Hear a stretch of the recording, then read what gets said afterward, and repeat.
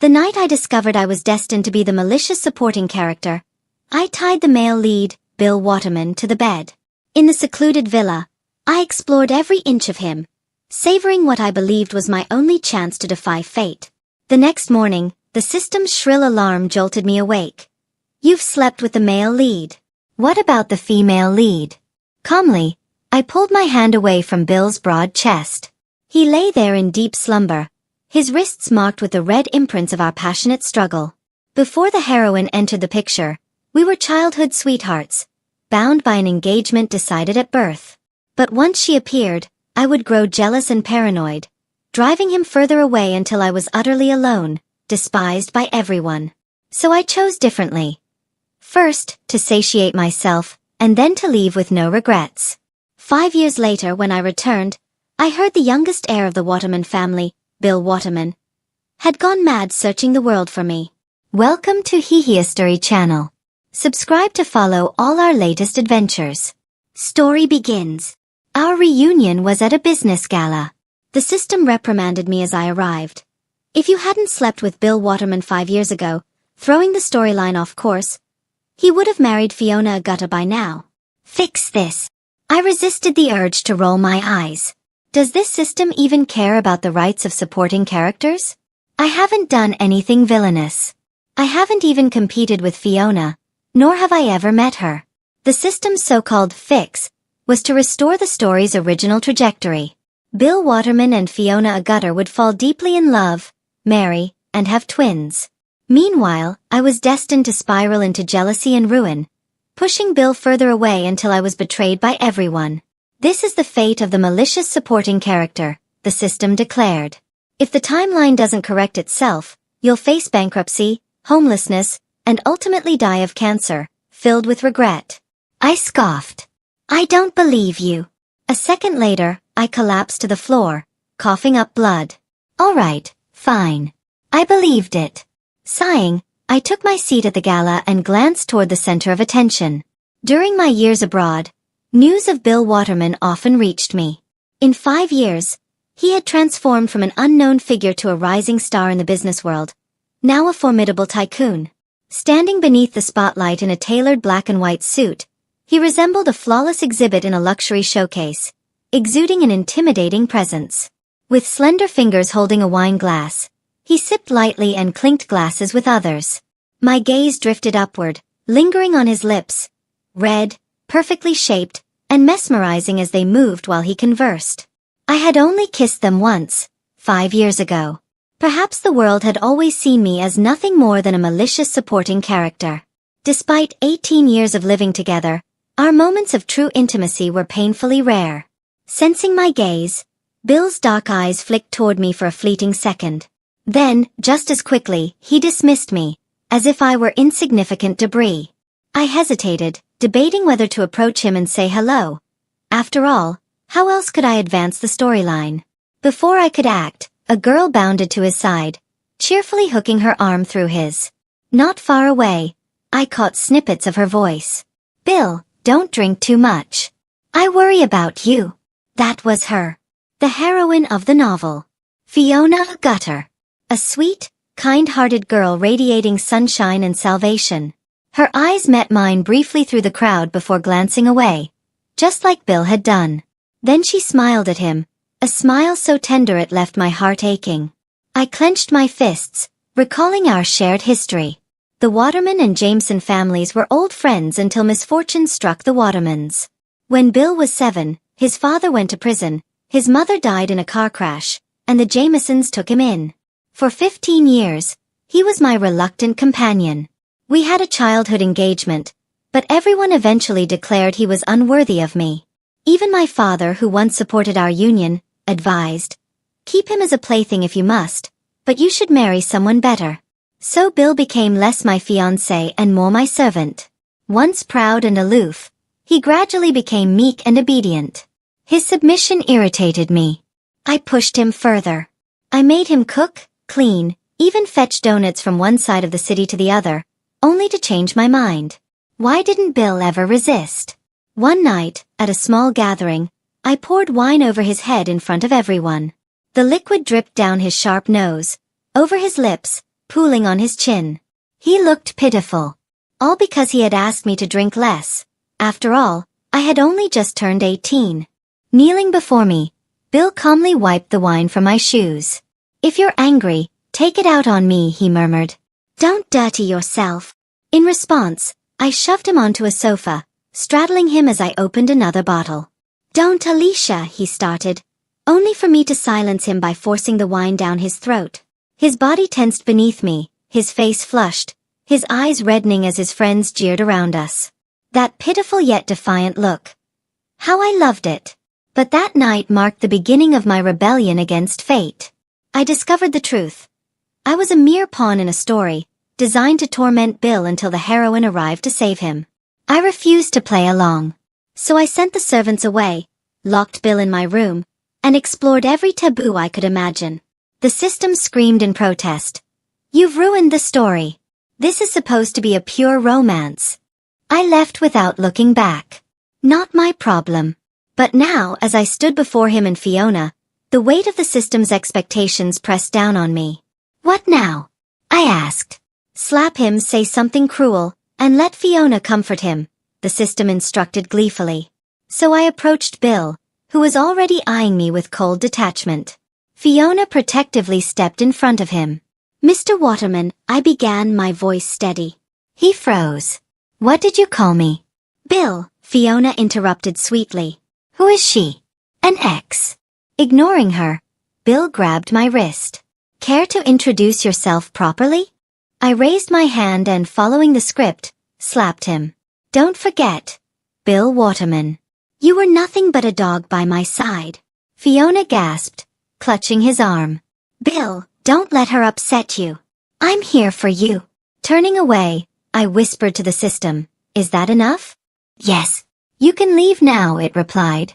But before I could escape, Bill caught my hand and dragged me upstairs. "What's happening?" I demanded.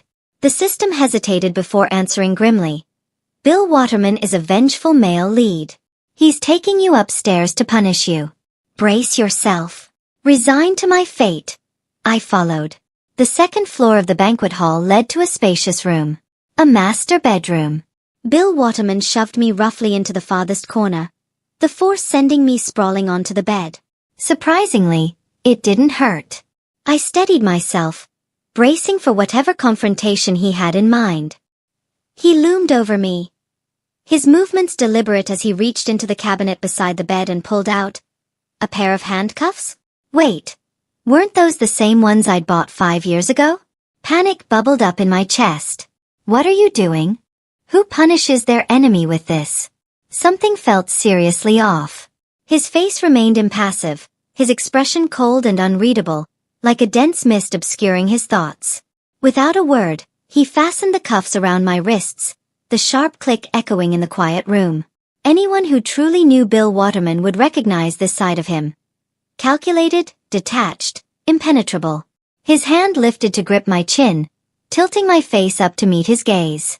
His voice, low and steady, sent a chill down my spine. "5 years ago you disappeared.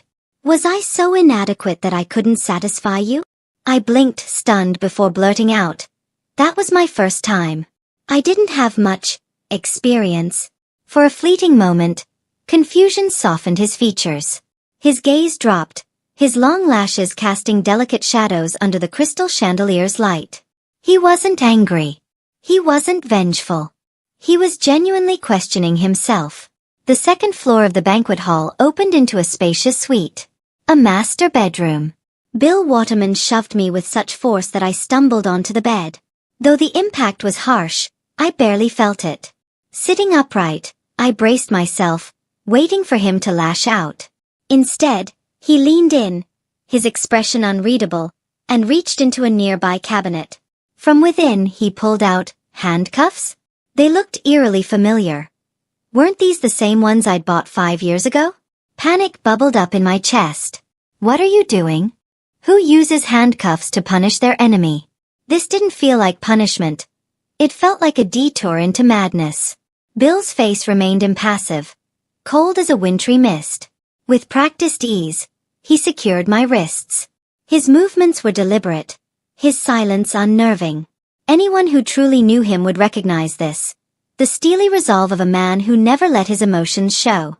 Gripping my chin, he tilted my face up, his gaze locking onto mine. His voice was low, like a quiet storm brewing just beyond the horizon. 5 years ago you disappeared. Was I not good enough for you? I blinked, caught off guard. That was my first time. I wasn't experienced. For a moment, his gaze softened, his brows furrowing slightly. The long lashes framing his deep-set eyes cast delicate shadows under the chandelier's light. He wasn't angry. He was confused. As the realization dawned, I felt a wave of doubt. Internally, I screamed at the system. Is this some twisted prelude to his romance with Fiona Agutter?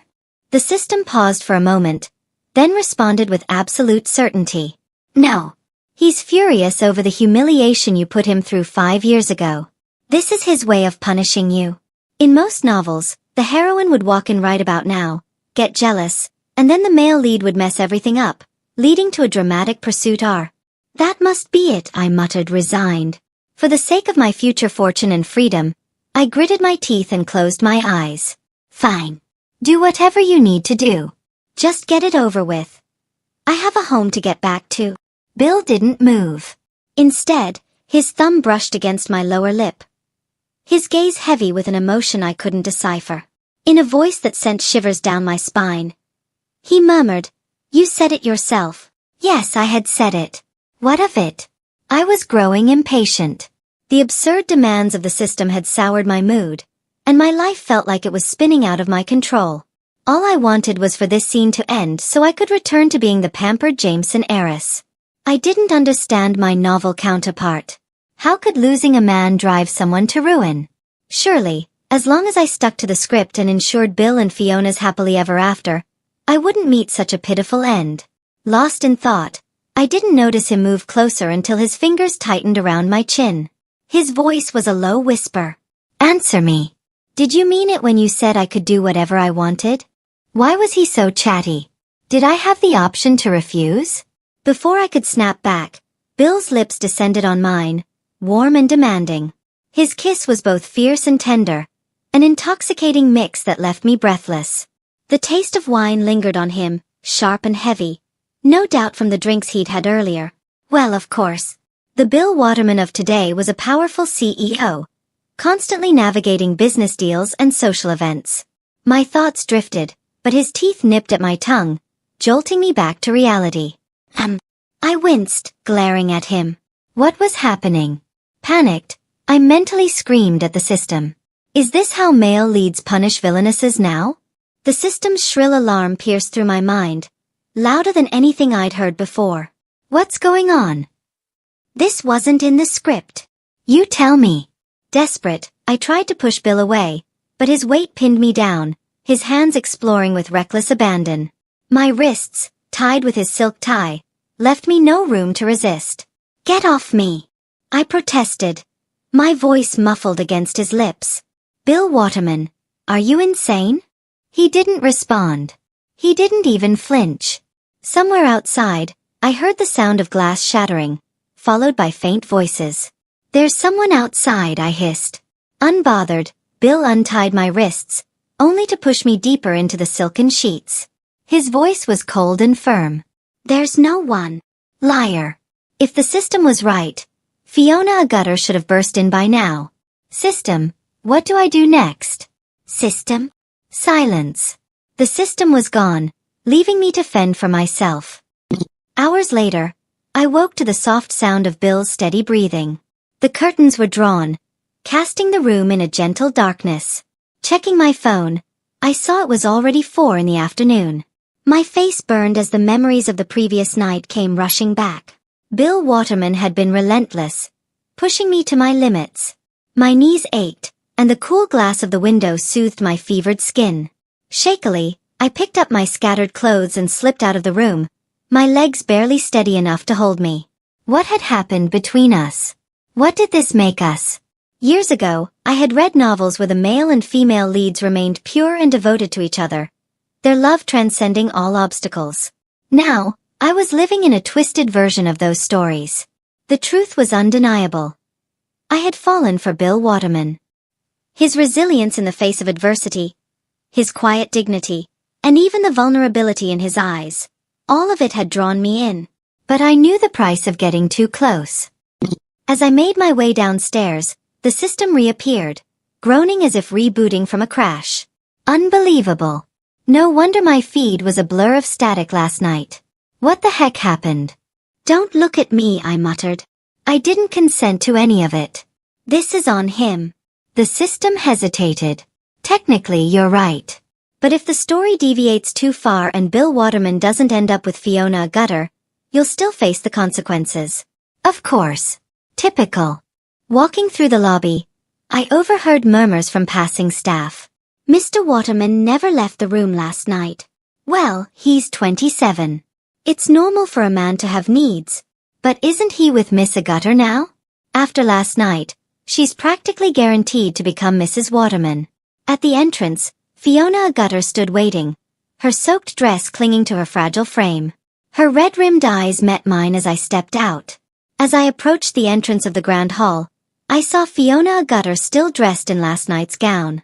Her hair was damp, and the fabric clung to her frame. Her eyes, rimmed red, carried a defiance that barely masked her vulnerability as she stared resolutely in my direction. I veered to avoid her, intending to walk straight past, but she stepped forward, blocking my path. Alicia Jameson, I've heard about you. I stopped, raising an eyebrow, and waited for her to elaborate. Meanwhile, I couldn't help but take in the sight of this girl. This woman who, in the grand scheme of this world, was designed to trample over me. Her beauty was delicate, like a lotus blooming in clear water. Thin shoulders, a waist so slender it seemed a breath could break her, and an aura of fragility that made anyone want to wrap her in their arms for protection. And now, with her pitiful soaked appearance, she looked every bit the damsel in distress. She bit her lip, her sorrow plain as day. You treated Bill so terribly before. Why have you come back to hurt him again? Bill is a good man. Please don't do anything that might harm him. So Bill is the saint, and I'm the devil, is that it? And just who's hurting who here?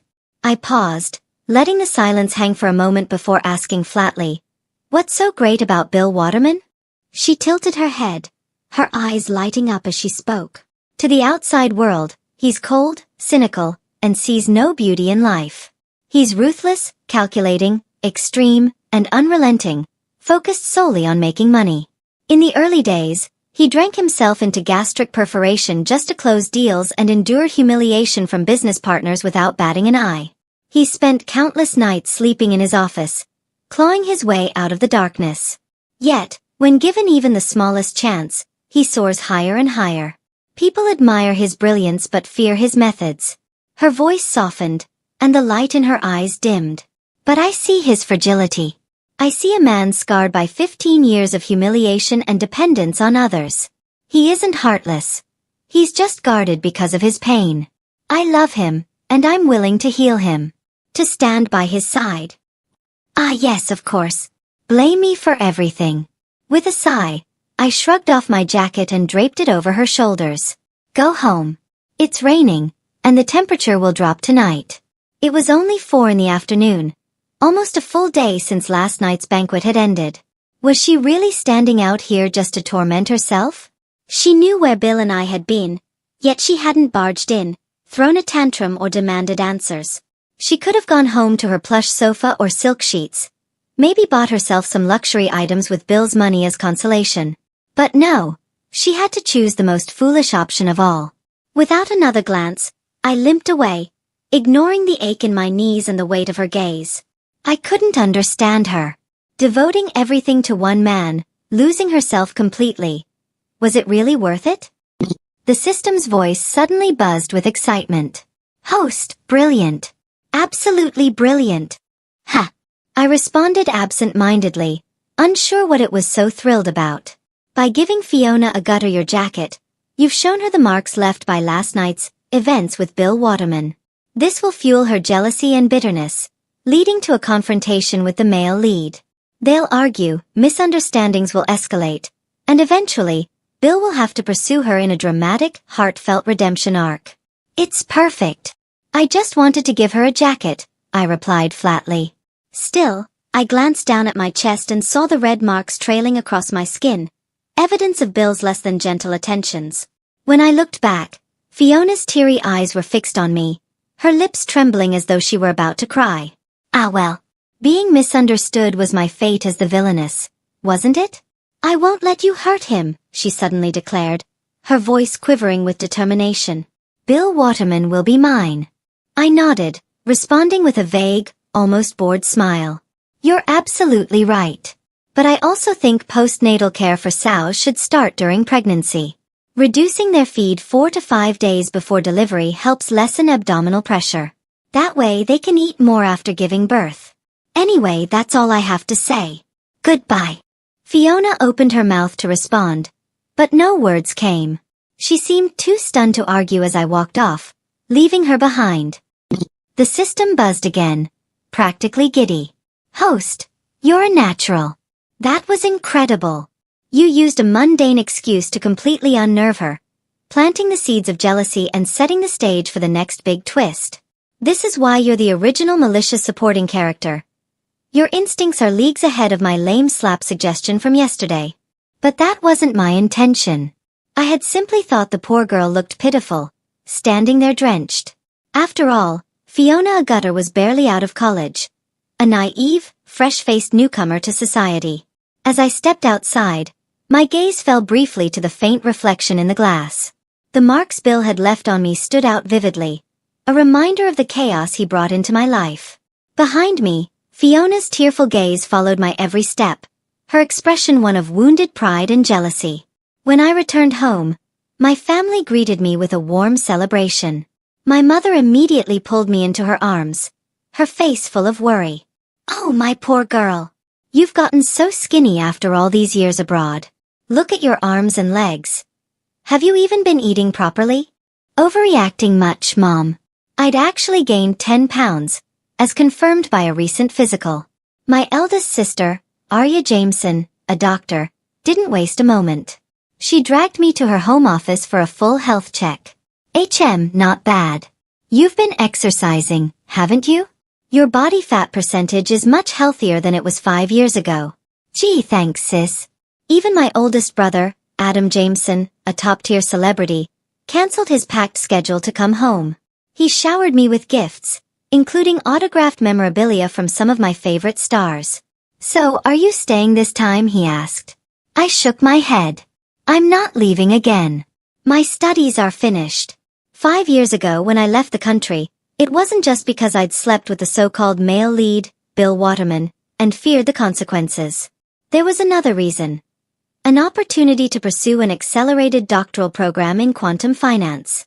According to the system, I had originally declined the opportunity for Bill Waterman's sake, because the story demanded I be a woman obsessed with him, willing to forsake my future for love. But I chose differently. Over the past 5 years, I juggled academics and entrepreneurship, burying myself in high-intensity work that left no room for thoughts of Bill. Truth be told, if the system hadn't dragged me back to fulfill my role as the malicious supporting character, I might never have seen him again. No matter. Once this story reached its happy ending, I planned to live out my days with my parents, blissfully enjoying a life of luxury. With my resources, I could easily find a few boy toy puppies to spoil. My brother and sister could screen their resumes. Good looks and stamina guaranteed. Someone like Bill Waterman? I could find 10 of him. During dinner, the television behind me played a finance channel. There he was, Bill Waterman, impeccably dressed in a tailored black suit, calmly answering the interviewer's questions. Another segment lauding his meteoric rise over the past 5 years. On screen, he adjusted his gold-framed glasses with long veined fingers that stood out against his pale, cool-toned skin. His hands were striking, elegantly masculine, with prominent veins trailing from his knuckles to his forearms. I bit into the donut my sister handed me, momentarily distracted. Those hands. They hadn't been nearly so refined in their activities last night. A stray memory flashed, sending an involuntary shiver down my spine. Arya, ever perceptive, touched my shoulder. What's wrong? Are you cold? Before I could respond, she called out to Aunt Mary. Bring a blanket and turn up the thermostat. No, I'm fine, I said quickly, waving off her concern. Adam followed my gaze to the television and smirked knowingly. Do you like him? Mom, catching on, frowned. That boy. Isn't he the Waterman family's son? He's done well for himself these past 5 years. If you like him, Alicia, I'll arrange a proposal. You two have a history. 15 years of it. It's perfect. In the original storyline, my family's excessive indulgence had been my downfall. They supported my infatuation with Bill Waterman to the point of obsession, using every dirty trick in the book to force him to marry me. When he resisted, they targeted his career, only to suffer defeat at the hands of the story's chosen one. In the end, our family's reputation was tarnished, leaving us a shadow of our former selves. Did I dare repeat history?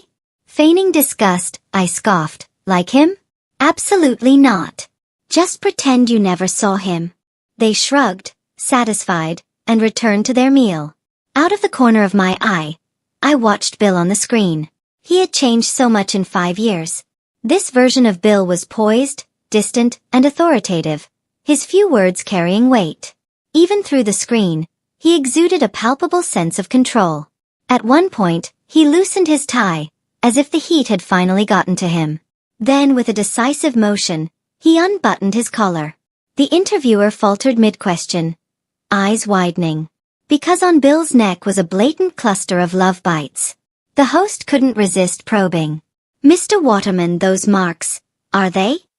Bill, unfazed, replied smoothly, mosquito bites. The host hesitated. Mosquito bites? Bill didn't blink. His reputation was ironclad. 5 years without a single scandal. Either he was truly disciplined, or he had ensured no media outlet dared cross him. Unsurprisingly, the host chose to drop the topic. But the damage was done. By evening, social media exploded with speculation. Hashtag Waterman sus mosquito bites hashtag. Hashtag who is Mrs. Waterman hashtag. Hashtag sus wife is terrifying hashtag. I underestimated Bill's current level of influence. But more importantly, what was his game? Did he forget about the marks on purpose? Impossible. Last night, he had teased me mercilessly. Alicia, one here too, okay? I want more. Mock me everywhere. This man was a nightmare. One with a very specific kink. After dinner, the system chimed in with my next task. Call Bill Waterman and invite him over. Spike his drink. What? The system clarified. The villainess drugs the male lead, forcing him to see her true nature. Desperate, he runs to the heroine for salvation. Classic setup. If you succeed, your mission is nearly complete. I mulled it over. Our family hadn't crossed paths with Bill during my absence, and with my father's influence, we could handle his wrath, at least for now. Fine. I'd play along, finish the mission, and reclaim my peaceful life. After a moment's thought, I typed out a message. My cat can do backflips. Want to come see? Delete. Too obvious. I'm sick. Can you take me to the hospital? Ridiculous. He'd probably wish me dead. Before I could overthink, Bill's message popped up. You left some things at the hotel. Want me to bring them over? I frowned. What things? Your hairpin, your bank card, and a necklace. The hairpin was his birthday gift to me years ago. The bank card contained $50 million, and the necklace was worth $10 million. Panic surged. How could I have forgotten those? I replied quickly. Sure, thank you. Just come in when you get here. My parents aren't home tonight. Wait. Why did that sound so suggestive? When Bill arrived, I had just finished showering. Dressed in a silky pink slip and fluffy slippers, I opened the door. He handed me my things. Here. Can I go now? For a split second, his fingers brushed against mine. A deliberate touch? Why don't you stay for a bit? I offered casually. His dark eyes held a strange intensity, clouded with something unreadable. After a pause, he nodded. All right. While he sat on the sofa, I poured him a glass of water, adding the powder the system had provided. Simple and blunt, huh? The system quipped. I wasn't about to start experimenting in the kitchen. This was efficient enough. Walking back, I handed him the glass. Thirsty? Have some. He took it but didn't drink, his Adam's apple bobbing as he studied the water. Nervous, I asked, "What's wrong?" "It's just water." He chuckled softly, tilting the glass back and draining it in one go. Under the warm light, a drop trickled from his lips to his collarbone. "Sweet," he murmured. His casual remark brought an unbidden memory of last night crashing into my thoughts. No. Enough of these inappropriate images. My mind needed to stop wandering into forbidden territory. I shook my head, dispelling the thought, and took the empty glass from his hand. "All right, you can leave now." The drug was in. The next step? He'd seek out Fiona a gutter. Bill Waterman's dark eyes lingered on me, deep and unreadable. The drug had begun to take hold. His cheeks flushed an alarming crimson. He fidgeted in his seat, tugging at his collar, before finally pulling off his jacket and placing it over his lap. His shirt clung to the sculpted curves of his chest, the faint outline of muscle creating an air of unintended seduction. "Fine," he said hoarsely, his voice taut with restraint. "I'll leave." He stood, his movements slow and deliberate, as though each step required immense effort.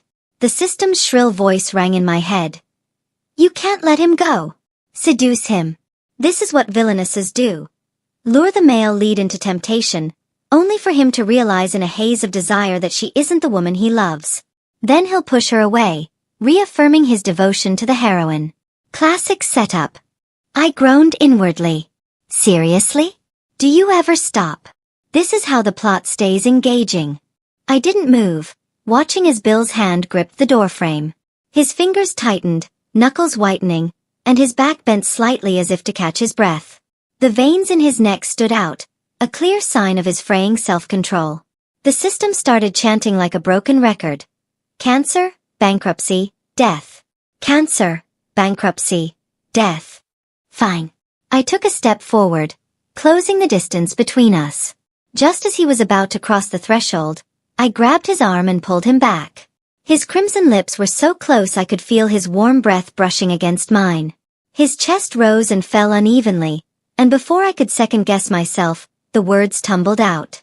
"Mr. Waterman, want to do it?" In the next instant, the world spun as he swept me into his arms.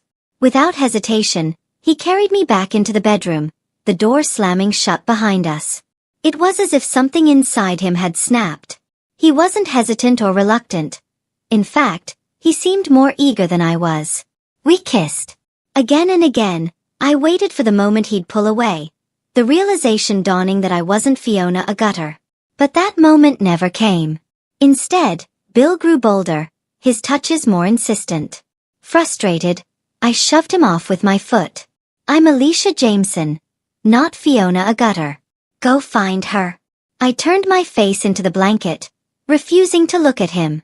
Silence stretched between us, broken only when his hand cupped my chin and tilted my face toward him. His gaze was intense, searching, and after a long pause, he chuckled softly. "Alicia, do you really have the heart to push me toward another woman?" "What?" The system's warning blared in my mind. Alert! Alert! Male lead is also a system host. System instability detected. Clearing bug. What? Bill straddled me, his dark eyes blazing with an emotion I couldn't decipher. "What's going on?" I asked nervously, my voice barely audible. He leaned closer, his breath warm against my cheek.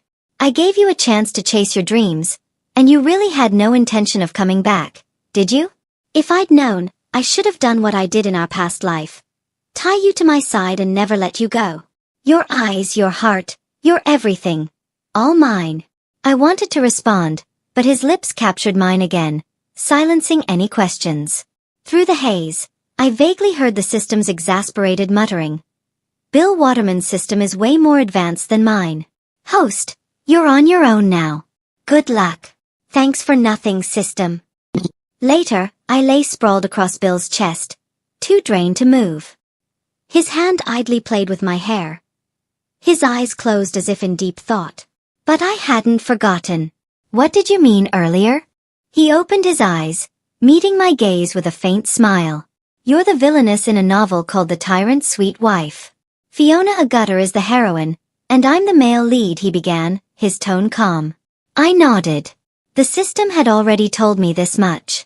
Fiona's role is to heal me, he continued. A man with a damaged childhood and a heart full of shadows. In the process, I protect her and fall for her. But something changed, he added. I became self-aware. Every character ever written exists somewhere in the multiverse, and sometimes they awaken. They start to question their roles. His fingers traced lazy circles on my back. Somewhere along the way, I stopped following the script.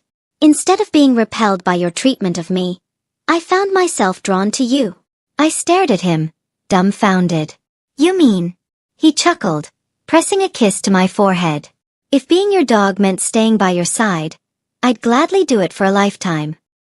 In the years that followed, Fiona Agutter's transformation stunned everyone. She rose through the ranks, shedding her previous naivety to become a formidable business leader. She once confessed to me over drinks. You know, the first time I met Bill, I was terrified of him. She told me how she'd first encountered him as a service worker, witnessing his unflinching resolve when a business partner insulted the Jameson family. He didn't flinch, she recalled. Even though they humiliated him, he stood up for your family. That night, I realized he wasn't just some pushover. They had no idea who they were messing with. She laughed softly, cradling her drink. I admired him, but I was so timid back then. I feared everything. Conflict, failure, even speaking up. But somehow I still liked him. It didn't make sense. I watched her, a mix of pity and pride swelling in my chest. Her affection for Bill had been a product of the story's design, a programmed inevitability. Yet she'd broken free of that narrative, carving out her own path. One night, as Bill gently toweled me off after a bath, I looped my arms around his neck and teased. Do you think we finally fixed all the plot holes the author left behind? He smiled, his gaze softening. I don't know. But as long as you're free to be yourself, nothing else matters. His voice dropped, filled with quiet emotion. There were so many nights I thought about dragging you back, but seeing you live for yourself, chasing your dreams, made me proud. Even if it meant waiting 5 years, it was worth it. From that moment on, the system was gone. My life became my own, defined by 3 simple priorities. Making money, being myself, and loving Bill Waterman. For that, I was endlessly grateful. Extra. Bill Waterman's perspective. How could anyone not love Alicia Jameson? Even when I was at my lowest, even when I felt unworthy, all I wanted was to stand by her side. I loved her when we were children, dreaming of growing up together. I loved her even when she scorned me, because her disdain only made me want to prove myself worthy of her gaze. Yes, she humiliated me, but why was I the only one she chose to humiliate? Because she loved me, but I didn't want her love to consume her. I wanted her to be free, to shine as brightly as she was meant to, and now at last, she is. The end. Thanks for stopping by. Subscribe and hit the notification bell so you don't miss out on any new videos.